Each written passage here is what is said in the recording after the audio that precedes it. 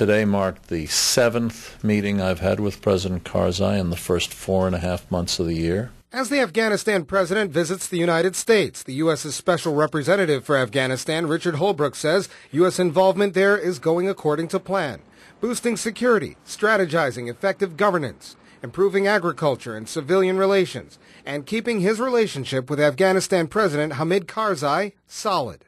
On that basis, we work with him and his government, and we welcome him to Washington.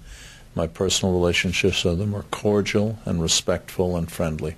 Washington and Karzai had been at odds over recent elections and the handling of military strategy in the South Asian country. Civilian casualties and rumors of voter corruption leading the disagreements. Karzai kicked back, blaming the U.S. for interference in elections and at one time threatened to join the Taliban. They shake hands, they smile, they assure everybody that progress is being made, and nothing significant happens.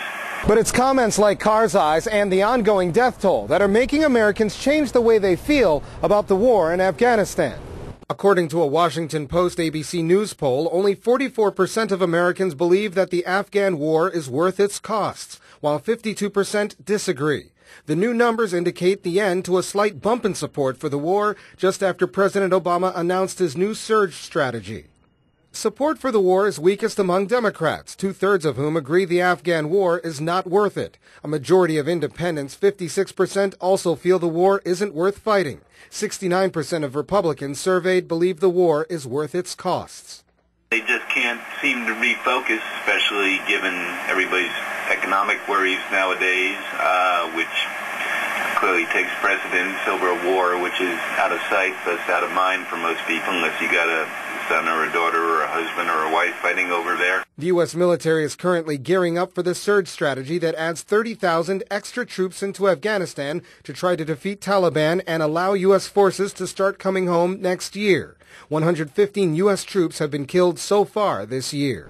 Washington division over President Karzai is well documented. U.S. Secretary of State Hillary Clinton is considered to be one of his biggest allies, while Vice President Joe Biden and National Security Advisor James L. Jones are considered to be his harshest critics. For Press TV, Colin Campbell, Washington.